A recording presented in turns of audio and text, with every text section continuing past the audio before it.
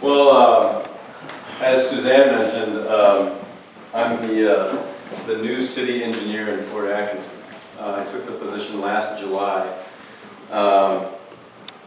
My background, only because it's important, I think, whenever somebody talks about rivers or anything in general, to kind of know where they come from. I grew up in South Bend, Indiana, on the St. Joe River, which was a very formative experience for me. I grew up fishing literally for 4 or 5 years straight every day. I remember reading about that kid out west that had some record for fishing every day. And thinking I could beat him, and then, you know. I went to school at Purdue as a fisheries biologist. That was my undergraduate degree. And I worked for several years as a fisheries biologist. I went out and I sampled all the bugs that were in the rivers and streams of Indiana. I sampled all the fish that were in the rivers and streams of Indiana. Mussels. I got to know a lot about the critters that we don't see below the water out there. And while I was learning about all that stuff, I realized that there's another physical part of water that I don't know anything about. And I went back to graduate school to learn about this thing called geomorphology, which Mr. Jacobs knows quite a bit about back then. Geomorphology is how the earth is shaped. Fluvial geomorphology, to make an even longer word longer, is how rivers have shaped the earth. And it struck me that rivers have been around for eons. That river, that water, that flow path has been at least here in front of us for probably 1,000 years, maybe more, this particular location. Other areas, the river moves feet per day, back and forth, meandering through. And so fluvial geomorphology taught me about the length of time that you look at a given river, how long it's been around. Well, I learned a lot about fluvial geomorphology, but exhausted the coursework in that. And then I started learning about hydraulic engineering and hydrology, and realizing that I can actually predict, given the amount of rainfall that's coming into the basin, with a fair degree of certainty how high that water is going to get. And then when I know how high the water is going to get, I know how much sediment that water is going to move.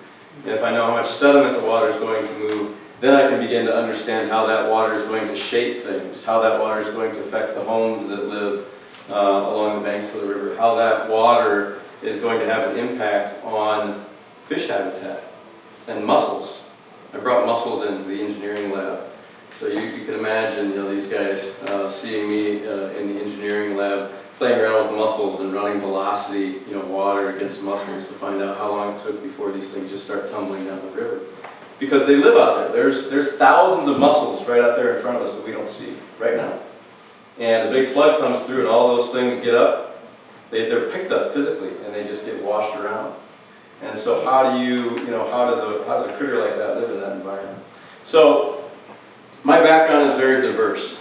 I'm learning a lot about road building. I'm learning a lot about sewage treatment facilities. I'm learning a lot about stormwater. And I want to kind of lead you guys a little bit through what I've been learning about, and try to, my goal with this presentation is to try to boil water quality down to a very basic level. Because believe it or not, you guys are experts compared to many of the folks that I have to talk to daily about why they get charged $15 a year for stormwater fees. And my goal is to sort of use you folks as a bit of a guinea pig here and talk about water quality, but talk about it in very basic terms. And so I really would like your feedback in terms of being able to let me know things that make sense and things that don't make sense as I give this presentation. The other thing that I want to make sure that you guys are understanding is that we have made a tremendous amount of progress on this issue. That river out there, I'll provide some examples, was an absolute cesspool at one point in time. I mean, literally, dead animals, trash, debris, awful. And we have come so far since then, and I think we forget about that a lot of times. We forget about, I love Mark's graph showing the change in phosphorus through time since the 60s.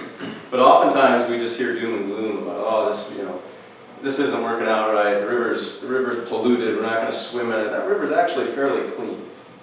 It could be a lot better, mind you, but that river is in really good shape, and it's something that's certainly an underutilized resource.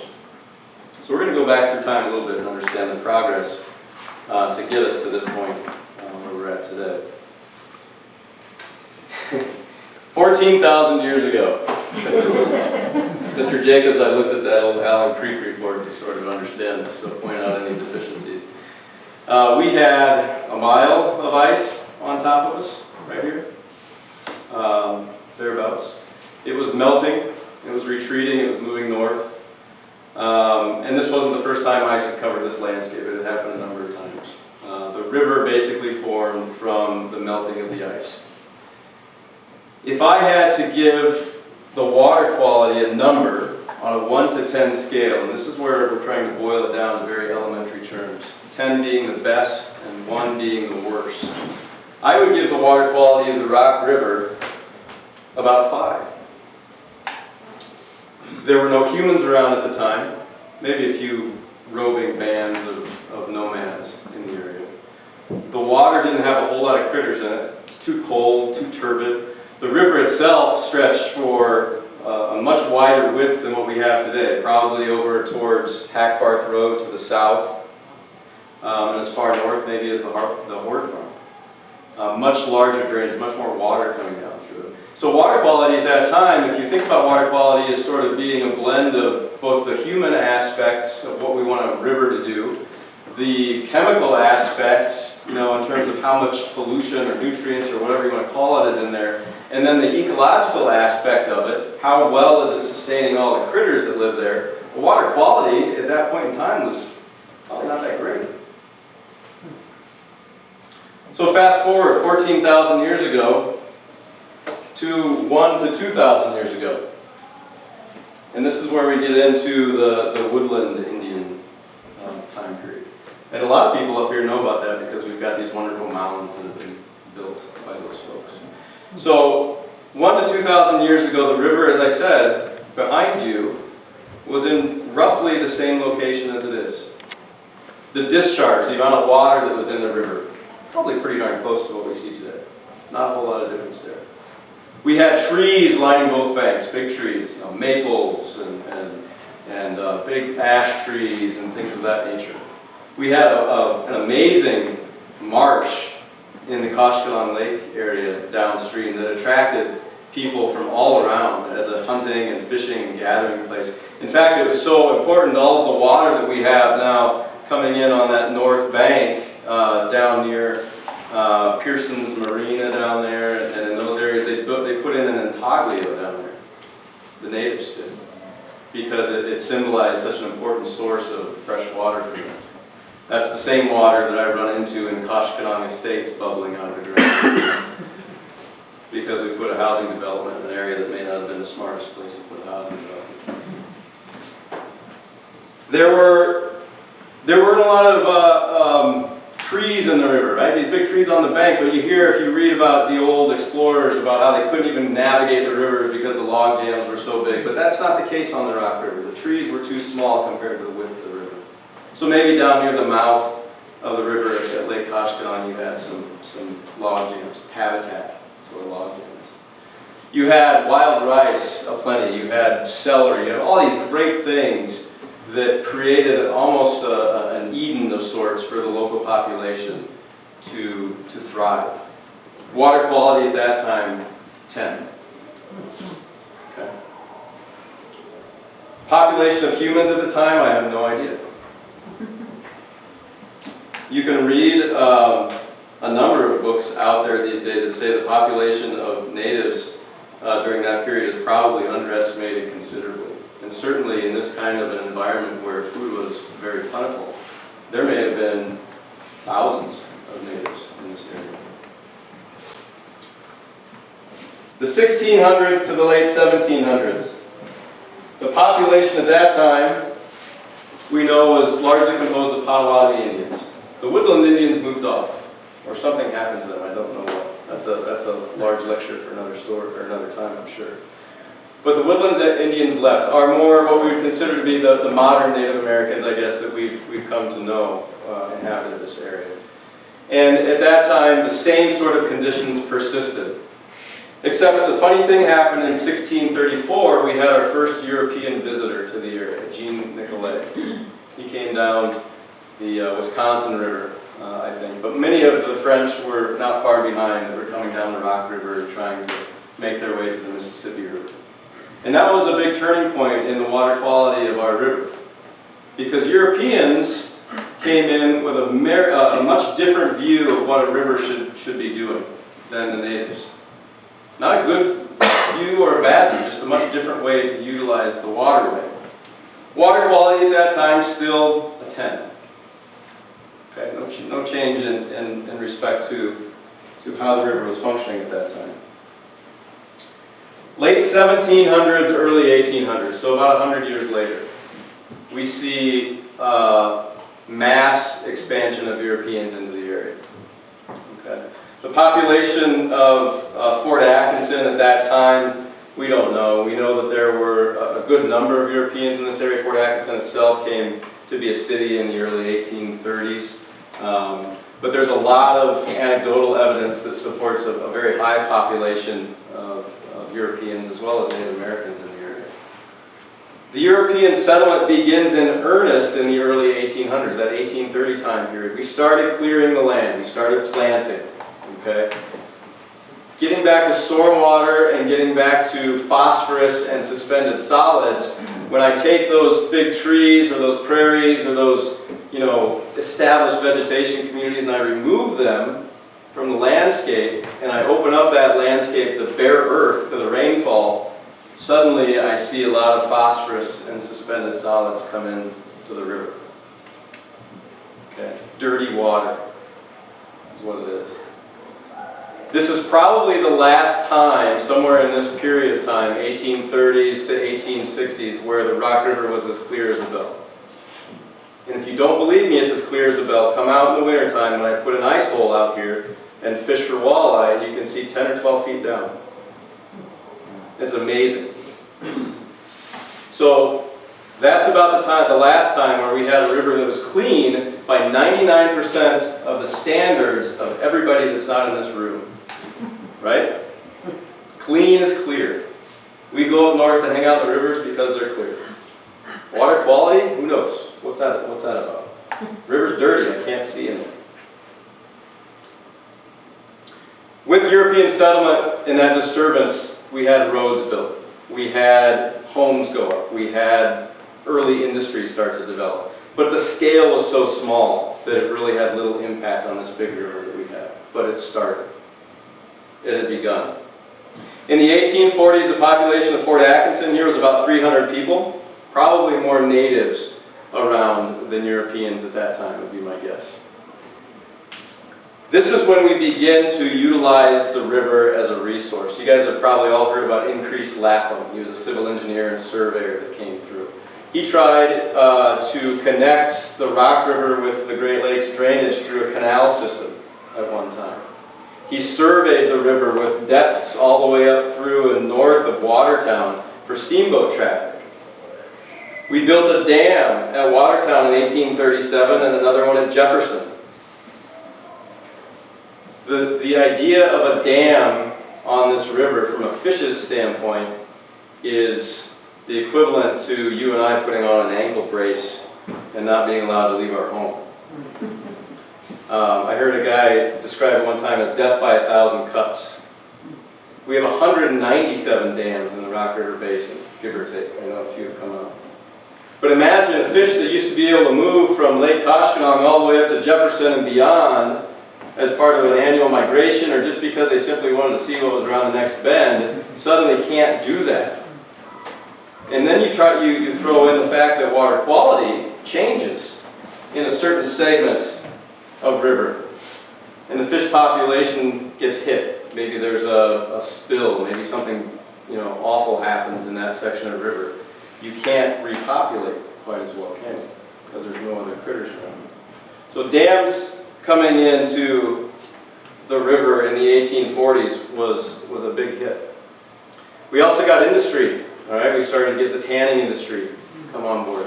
All of that material went into the river. The river was, at that time, looked upon as simply the pipe that conveyed all the bad stuff downstream to the next group. My water quality index in the 1840s, probably a 6.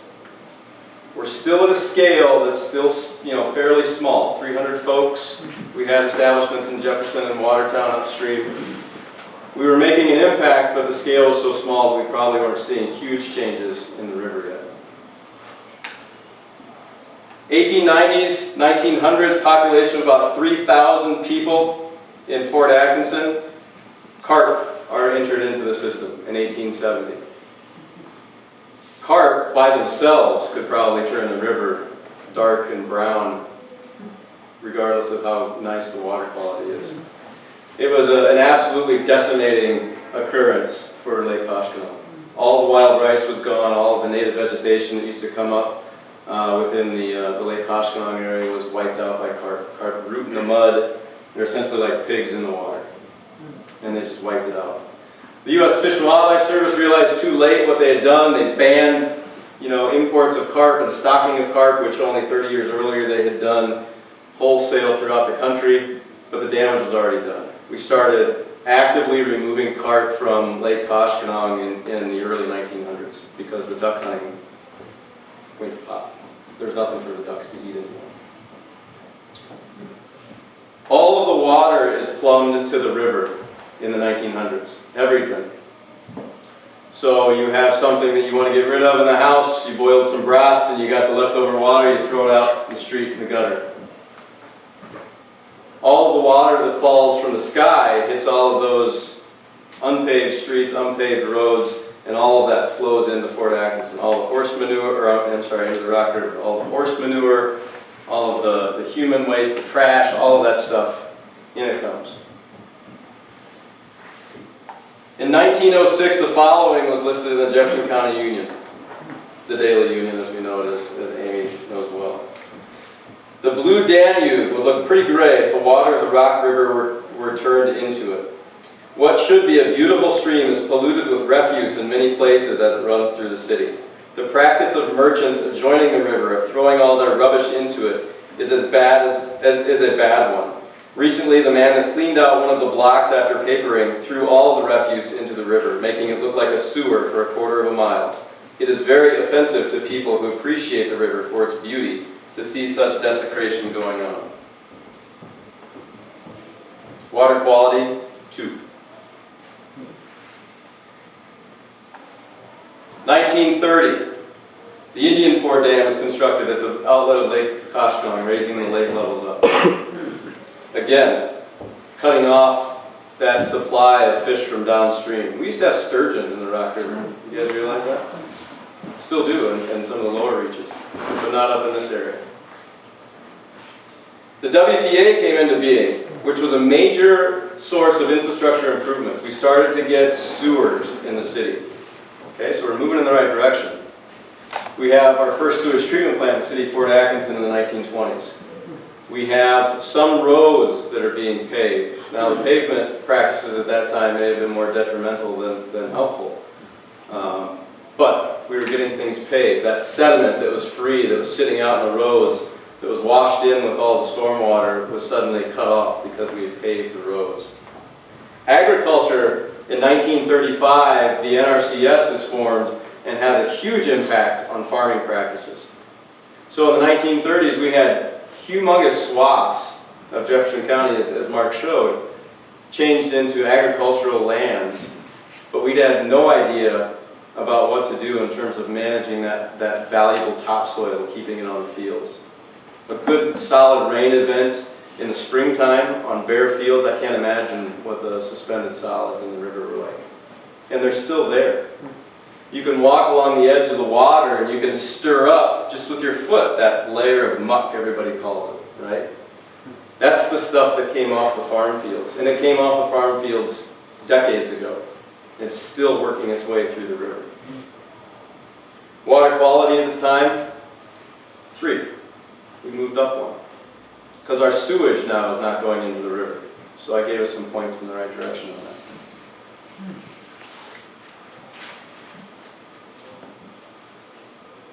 1970s. This was a good year for water. 1972, well, let's step back. In the 60s, we had Silent Spring. Many of you guys remember that. In 1969, the Cuyahoga River caught fire over in Ohio.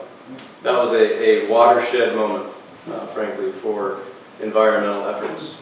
1972, the Clean Water Act is passed. The Clean Air Act a year before that. The Great Lakes Compact is passed. All of it aimed at cleaning up decades of mistreatment of both our air and our water resources. The EPA was established. We started collecting data. We had collected data a little bit here and there. The Wisconsin DNR actually is phenomenal in terms of their data collection. They were collecting data in the 50s and 60s on some of our streams. But we began collecting data everywhere. Big data, right? Small data in today's terms. But we began to understand things like dissolved oxygen. What should the numbers be? All those numbers that Eric had up there, did they mean anything to anybody? You know? We don't have the data that shows what normal is to make meaning out of the data that we've collected in the 1970s. So all of this information comes about. Curb and gutter is installed throughout Fort Atkinson, so no longer is the water that's shed from the streets running down the gutters and picking up all that sediment. It's now running into concrete gutters. Still going into the river, but at least it's not full of sediment. That's an improvement. Advances in wastewater technology are rampant in the 70s. Okay? We've made huge strides in wastewater, and that's a big part of the clean river that we have today. Stormwater, not yet. 1970s, we didn't really know what stormwater did yet, so I haven't really touched on that, but we were still trying to figure out exactly what stormwater meant in the equation in the 70s. Water quality, still 3. Population of Fort Atkinson at that time, 9,200 people.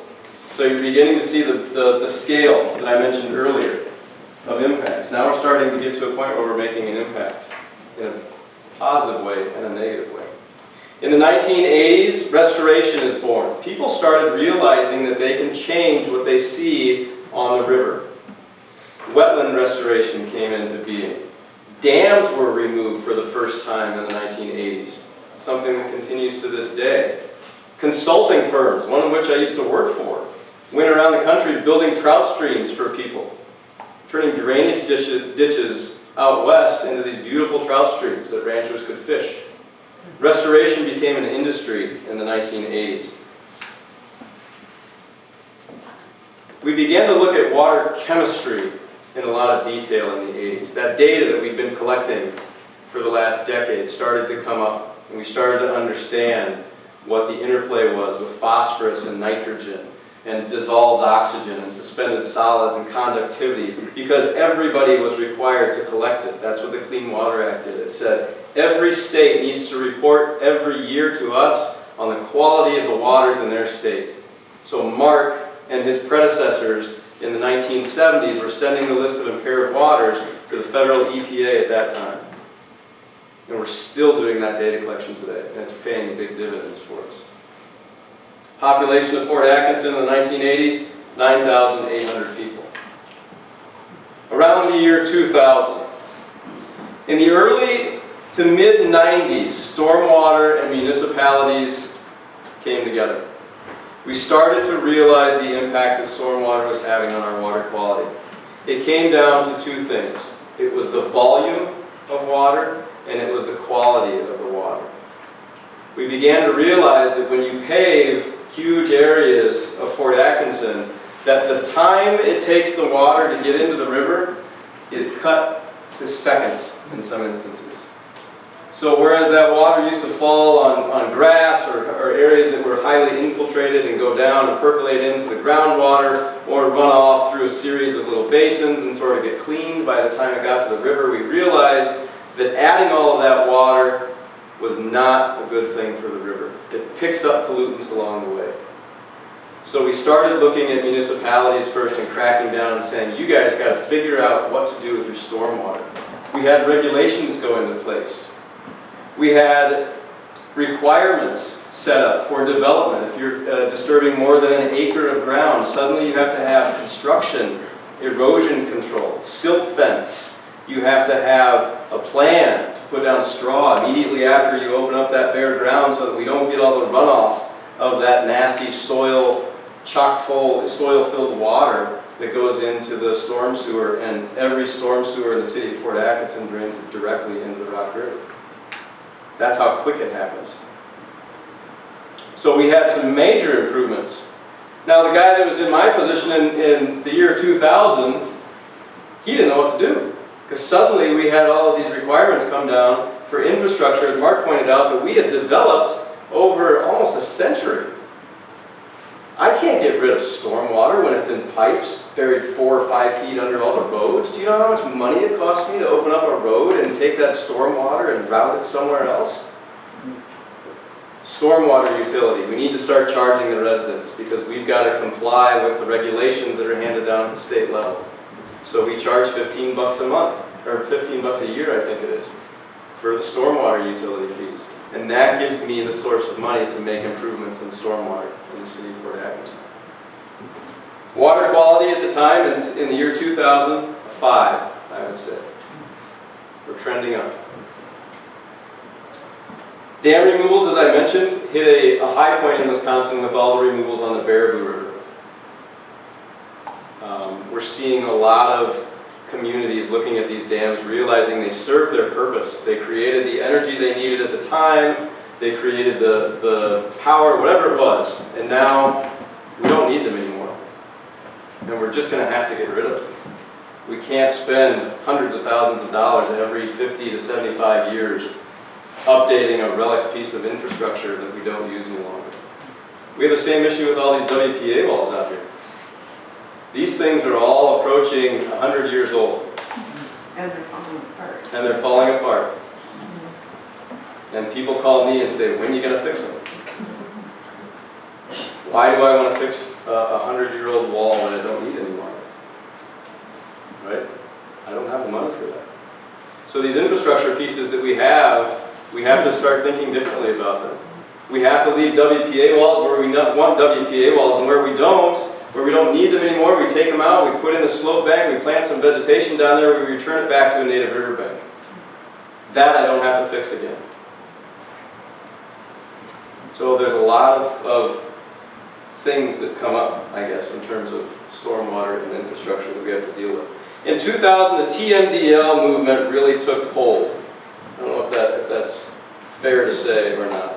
But that was the first time that I heard it, I guess, was in 2000. Total maximum daily load. It essentially tells you how much material, pollutants you can put into the river, as Mark said. Pretty plain terms, right? Water quality, if we want a water quality of 10, then we've got to take our TMDL way down, right? We've got to lower the amount of pollutants that we let get into the river. But who wants water quality of 10? Everybody raises their hand when you ask that. Who wants to pay for it? Nobody raises their hand when you ask that.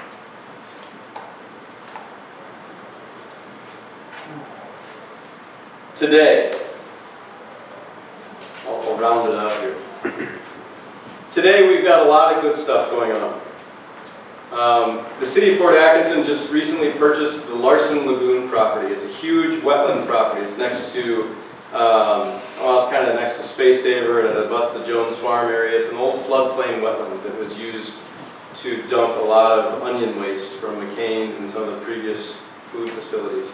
It's a natural opportunity for us to take stormwater that currently runs into a pipe right across the street from my house, right there on Riverside Drive. That big pipe where everybody's lined up right now catching white bass. That's where the stormwater comes out. Why are the white bass there? Because there's piles of sand there. And that's what they like to spawn on. So I inadvertently created some phenomenal fish habitat by sanding all the streets this winter. We're going to take a lot of that water, we're going to dump it into the lagoon that's a natural wetland, and hopefully what we can do is allow that water to do what it used to do and move slowly through a wetland system before it gets to the river. And we're going to see some improvements there. Hopefully I'm going to be able to capture all of that sand before it gets to the river. so that we can see some improvements there. Because if I don't, Mark over here is going to come knocking on my door. Or Mark's compatriots. We're also seeing a movement in the river. It's the, when I came to this job in July, there were 2 pieces of infrastructure in our city that were underutilized. The airport was number 1, and number 2 was the river. And I sort of kept that to myself, being a river guy. But then I started to hear it echoed in the placemaking initiative that we had. Cynthia Holt was in the placemaking initiative and said, why are we not utilizing the river more often? Why don't we see people down there? Why don't we have boat races? Why don't we have fishing tournaments? Why don't we have things going on that are focused on the river? And then suddenly you start to talk with folks like Carrie Chisholm with the Fort Chamber and economic development. And how do we get people down here so that we can pay attention to Fort Atkinson, so that we can grow? Because that's the only way that we can get more money to come into the city, is to grow, right? We need to attract industry to the creamery building. We need to have people come into the city, Fort Atkinson, to start a business or put a home in here. Why do they come here? There it is, right there. We've got great schools. We've got great people. We've got great venues like this. Throw in a river that you can see crystal clear water in. Can you imagine the impact that would have economically? Everybody that gets in line to go 4 hours north to go into the clean water and go up north to the clean rivers doesn't have to do that. Can you imagine the value of the properties along the river? If that water was clear? Huge. Huge impacts. We're also looking at simple things like just simply taking leaves and getting leaves out of the gutter quicker. Leaves have a huge amount of phosphorus in them. And that phosphorus, as soon as the water, even just moving through the leaves, research is showing us that it picks up phosphorus. The leaf doesn't even have to get into the river. And it picks up phosphorus in the water. And it turns the river green. It takes handfuls of phosphorus to turn a pond green. It's amazing how little of this stuff we need to have a detrimental impact on that. And Mark said it, we're not going to see the impacts until our kids are here in generations from now. But we're moving in the right direction. Water quality and stormwater quality is moving in the right direction. And the city of Fort Atkinson, I think, is poised to lead that effort. That's all I got.